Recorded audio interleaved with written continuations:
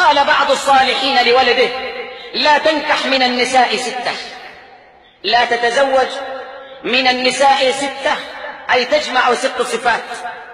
لا تنكح أنانة ولا منانة ولا حنانة ولا حداقة ولا براقة ولا شداقة. الأنانة كثيرة التمارض، التي تتمارض تدعي المرض، كثيرة التمارض التي تكثر عصب رأسها وتكثر الأنين والتوجع. والمنانة هي ذات المال التي تمن على زوجها، تقول: فعلت لك كذا وفعلت كذا وأعطيتك كذا وأعطيتك كذا. والحنانة هي أن تكون ذات ولد من غيرك، فهي تحن إليه كل وقت. والحداقة هي التي تحدق في الأشياء كل الأشياء لتشتريها لها وتطالب زوجها بذلك على أكثر من طاقته.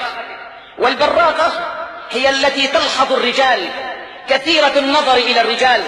والشداقة التي تكثر الكلام، ذربة اللسان، فاحشة المنطق.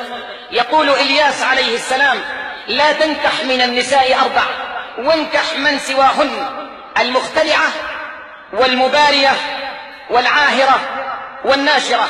المختلعة هي التي تطلب الخلع من زوجها من غير بأس، دائما تطلب الطلاق من زوجها من غير سبب، وزوجها مع ذلك يحبها. والمبارية هي التي تباهي غيرها، تفتخر على غيرها بملابسها، تطالب زوجها بثياب غالية فاخرة حتى تفاخر غيرها فتكثر الطلب لزوجها. العاهر أي الفاجر، التي تعرف خليلا وخدنا غير زوجها والعياذ بالله. والناشر التي تتعالى على زوجها بالفعال والخصال. يقول عطاء الخراساني أن رسول الله صلى الله عليه وسلم قال: 3 من جهد البلاء: جار سوء، وإمام جائر، وامرأة يكد عليها زوجها وهي تخون. زوجها يخرج إلى العمل وهي تدخل الرجال، زوجها ينشغل بعمله وهي تنشغل بالهاتف، زوجة يكد عليها زوجها وهي تخونه. في حكمة داود عليه السلام: المرأة السوء مثل شرك الصياد، لا ينجو منها إلا من رضي الله عنه. سئل حكيم أعرابي حكيم عن شر النساء، فقال: شر النساء النحيفة الجسم، القليلة اللحم، المحياض، الممراض، أي التي تدعي الحيض وهي طاهرة، تدعي المرض وهي صحيحة، المصفرة، العسرة، المبشومة التي تأكل ولا تشبع، السلطة طويلة اللسان، البطرة، النفرة أي سريعة الغضب، سريعة الوثبة، كأن لسانها حربة، تجرح كل من تلقاه، تضحك من غير عجب وتبكي من غير سبب، وتدعو على زوجها بالجرب، كثيرة الدعاء على زوجها.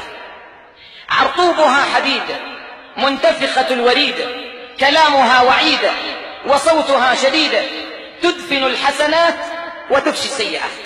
إذا ذهبت إلى أهلها لا تكف عن شكوى زوجها بالسيئات والسوء، ولا تذكر له خيرا أبدا. تعين الزمان على بعلها ولا تعين بعلها على الزمان، لا توفر ولا تدخر، وإنما يدها مخرومة مصرافة، ليس في قلبها عليه رأفة. إن دخل خرجت، وإن خرج دخلت، وإن ضحك بكت، وإن بكى ضحكت. كثيرة الدعاء عليه. وفي البيوت نساء لا تكف عن لعنة زوجها، كثيرة الدعاء عليه، قليلة الإرعاء، لا ترعاه ولا ترعى أولادها،